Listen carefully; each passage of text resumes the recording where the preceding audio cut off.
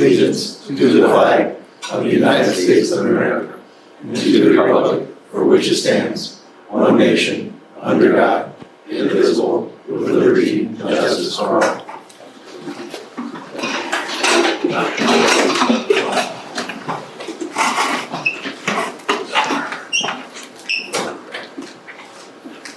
First line item this evening would be for the approval from the previous board meeting minutes. I ask for a motion for approval. I'll make a motion to approve the meeting minutes from February. I'll second that motion. I put February on here because it was supposed to be our February meeting. Or This it was is from- actually the minutes from the 2nd Okay. of March, just to be clear on that. All in favor? Aye. Motion approved. Who seconded? Nick. Thank you.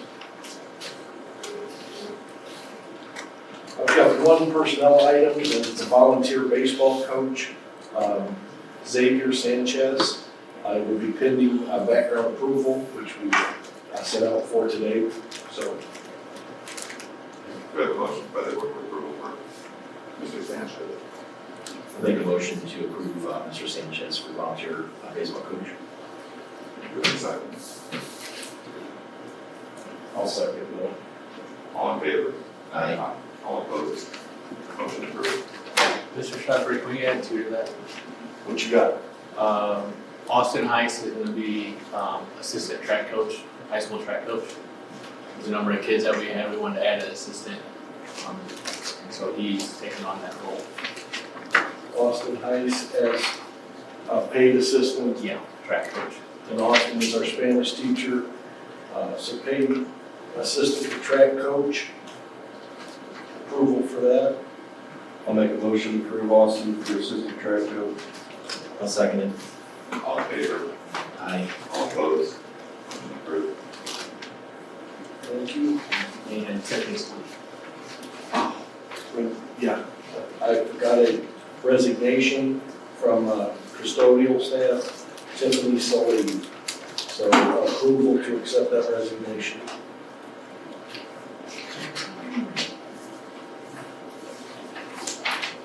We have a motion. I'll make a motion to accept Tiffany's resignation. Do we have a second? Second. All in favor? Aye. Opposed? Motion approved.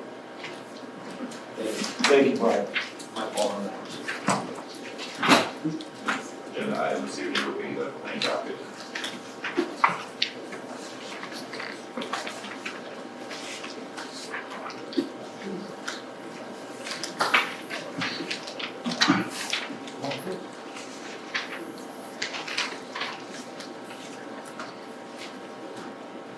Any questions? No, do I have a motion for approval? I'll make a motion to approve the claim docket. I'll second that motion. All in favor? Aye. All opposed? Motion approved.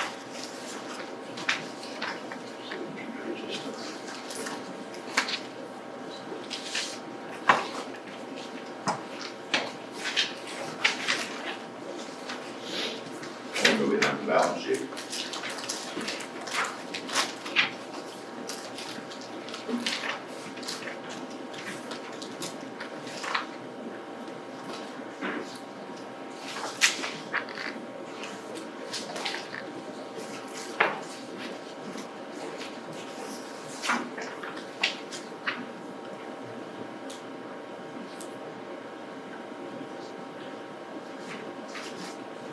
Any questions by the board on the balance sheet?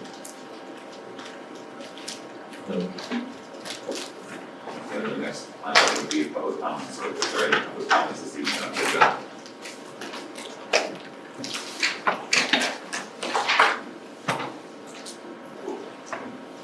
All right, Mr. Shepherd. Tonight, we've invited Luke Ruggerman, representing Stifel, who will turn it over to him and let him walk us through our financial information, how it pertains to the bond. I got it. Thanks.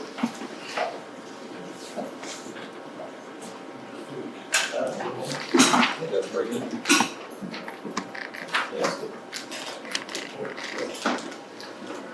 Good evening, Luke Brugman with Stifel. We serve as bond underwriter for the school corporation. We put together a couple slides just to talk about the potential impact to the tax rate of this bond issue, how this layers into the school corporation's other funds, and a couple different scenarios for you all to consider. The first slide that we're looking at is, zoom out. I think 100 will get your years across. Yep. There we go. So in green here, the school corporation's existing debt service tax rate. You can see the years down at the bottom. In gray would be the school corporation's potential new bond issue of $2 million. So the goal in mind in this scenario is to maintain the 2023 debt service tax rate of right around 14 cents and really maximize the dollars that we can get over the 20-year term. We're assuming a 4.5% interest rate. Right now, if you sold the bonds, it's 3.75 or 4% roughly. It's been pretty volatile. I'm sure everyone's paid attention to what's going on with the banks and really just the last year in general with interest rates. So we've got some cushion built in there by about 75 basis points.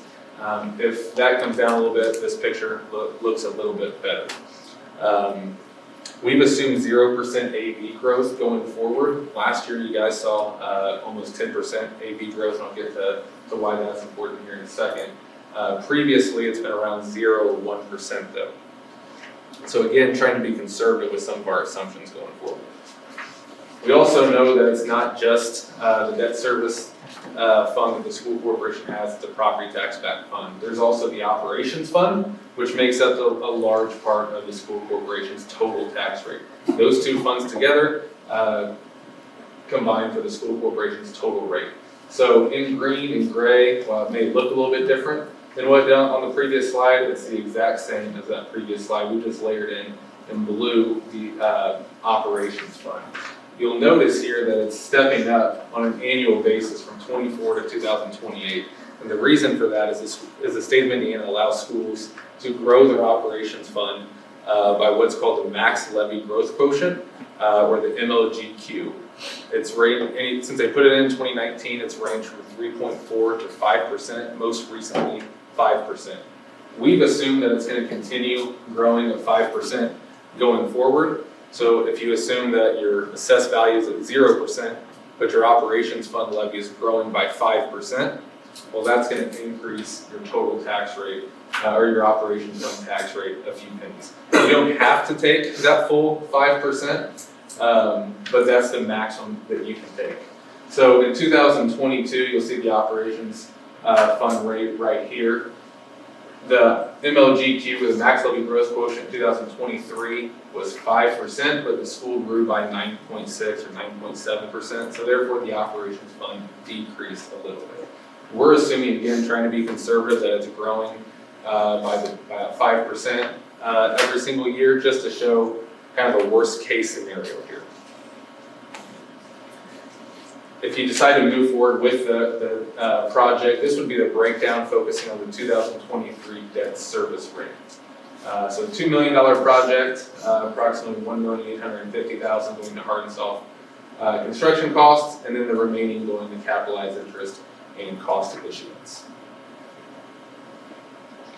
We also want to take this scenario and say, what if the operations fund doesn't grow by that 5%? Whether that's because you have some assessed value growth that offsets it, or if you just don't, if you choose not to take the maximum. So just really to show that, the operations fund, if you don't max that out every year, it's going to look the exact same as really that first chart, just with the operations fund layered in there. And again, so this is going to the 2023 debt service rate of around 14 cents. We also want to show a scenario where if you went to the 2022 rate, which is just about a penny higher, but what would that do? How much more could you generate in that scenario? And that would be $2,270,000 for a bond issue. So about $270,000 more by just getting 1 cent more in your debt service rate over those 20 years.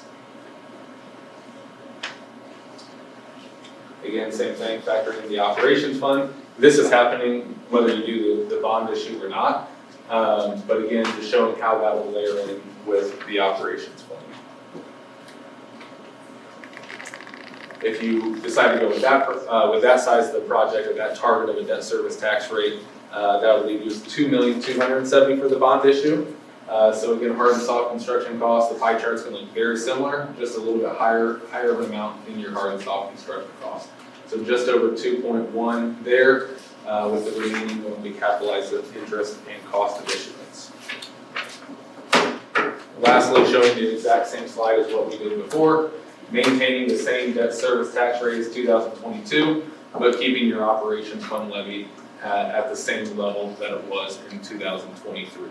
The operations fund is more or less, doesn't really have anything to do with this bond issue, but we do want to show how that factors into the debt service fund. We've always focused on the debt service fund, but just wanted to show the overall picture for the total tax rate. We've got the breakdown of the models and some of the math as in the appendix there, but those are the slides that I have. I'm happy to answer any questions, rehash anything as well.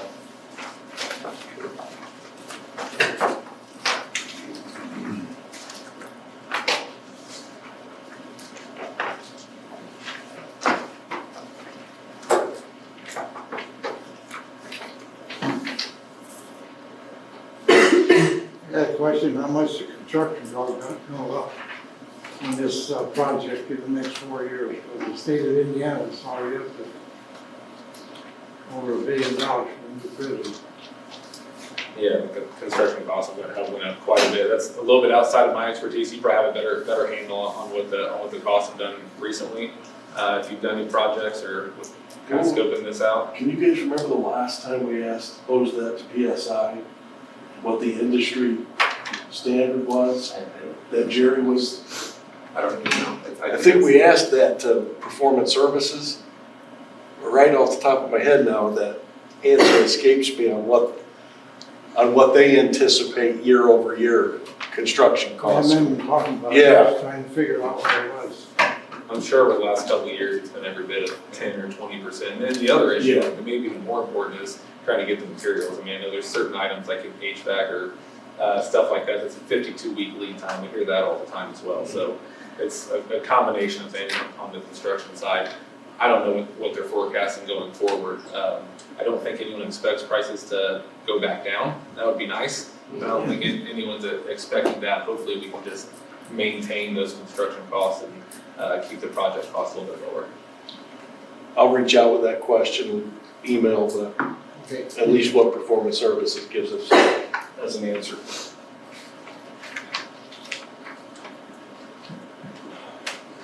So when we're going through this process, if we deem that there's some really crucial things above and beyond these rates, that we want to try to keep a neutral tax rate, we can, in our functions, we can use our dollars to facilitate that and still not have any impact on taxes. We have dollars that are sitting currently invested, correct? Like your operations fund money that you're saying? Correct. Yeah. So as long as it doesn't roll or whatever, control on that. That's right. That's right. And do we have exactly what that controlled threshold? 3.2, your gross AV just came out. Yep. Oh, okay. Yeah, that's You got a nice increase, so we got a nice increase though. probably, what, a little over 10% or so? Yeah, it's 2.7. Yeah, Yes, it was 2.7, so. I'll send you the exact number. I think it's 3.2, maybe it was 3.0, but yeah, I'll send it to you.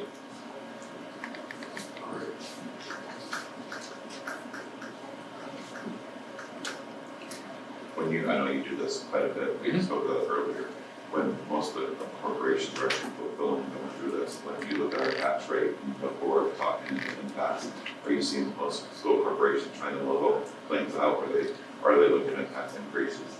Most people try to do it if possible with the as tax neutral. I mean, you guys certainly have probably one of the lowest tax rates in the entire state.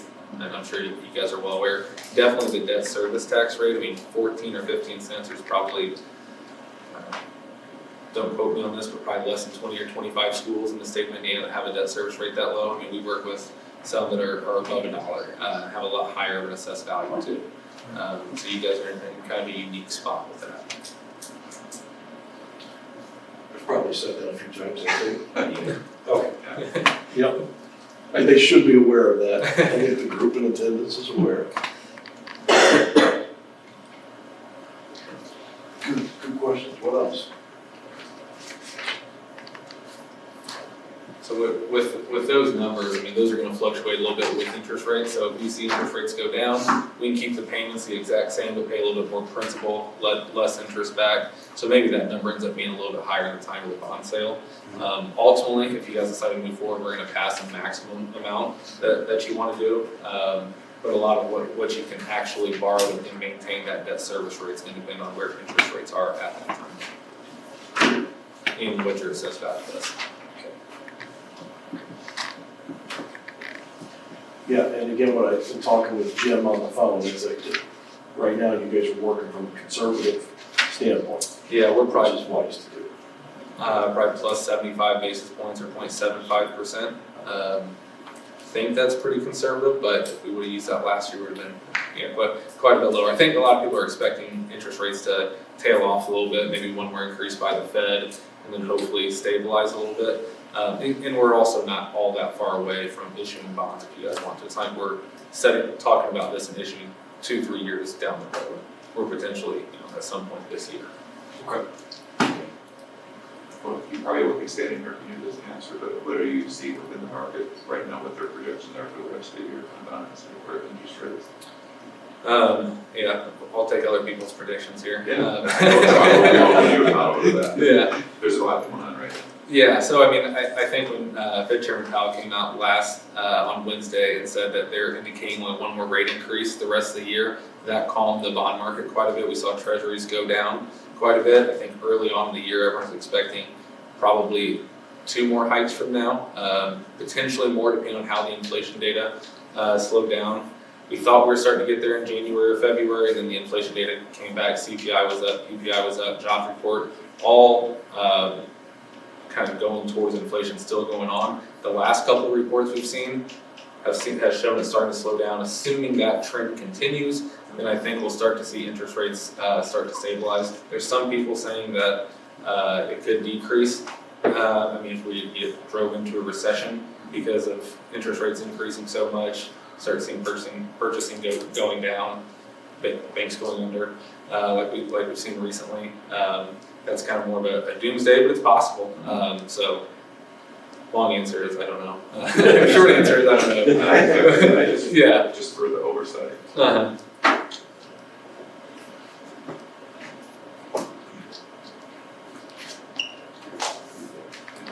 Thank you very much. Yeah, thank you. Yeah, Absolutely. thank you very much.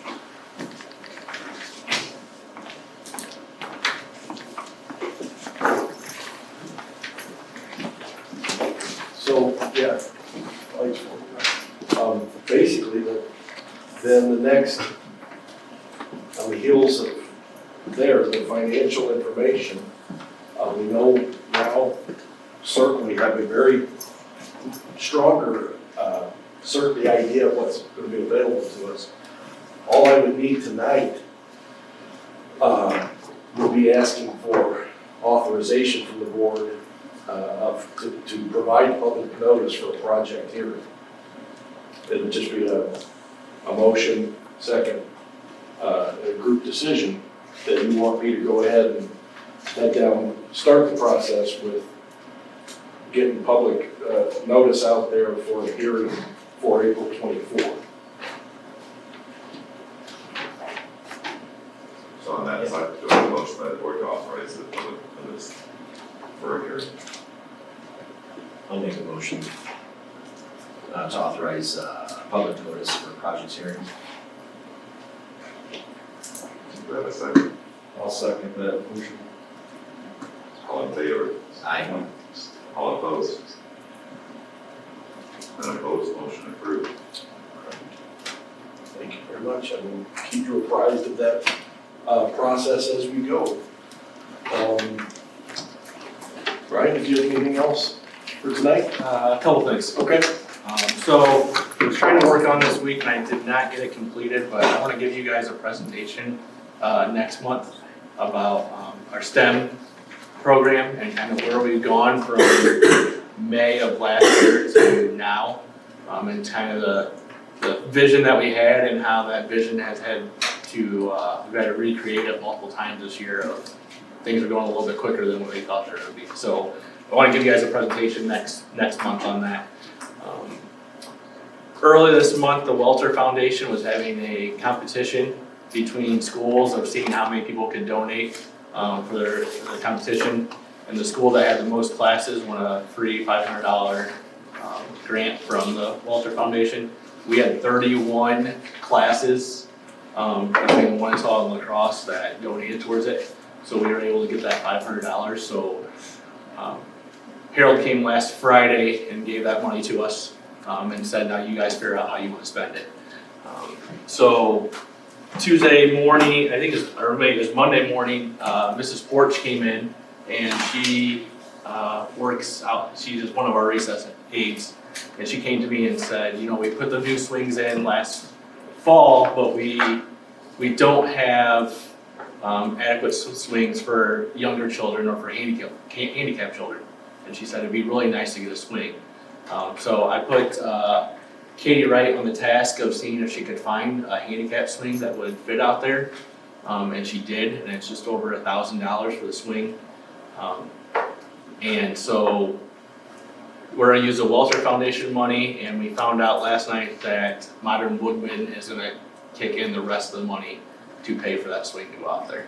Nice. So we're gonna find a way to put something out there so people know that there was a donation between those two foundations. And the hope is before the end of the school year, we have that up. So I thought that was really good. It was nice that, one, it was our community that was giving money to the Welter Foundation. Now we can use that money to help kids in our own community, not just in our school, but that playground gets used a lot during the summer by other people too, so. And then the last thing I have is, the drama club production is tomorrow night and Saturday night at 6 o'clock.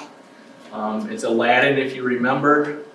Magic Carpet is up and running, so it should be a fun time. So if you guys have a chance, please come on out. And I know the kids have been working really hard, and I have to watch them practice a little bit this weekend. So I think it's gonna be a really good production.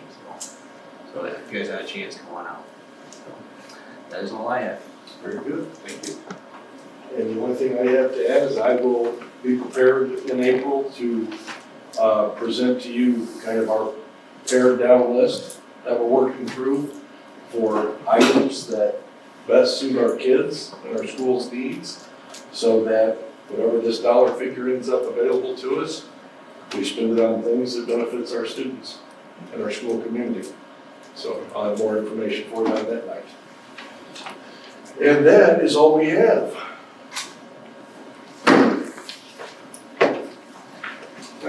For adjournment. I'll make a motion to adjourn. The other side. I'll second. All in favor? Aye. Motion approved. Thank you very much. Very much.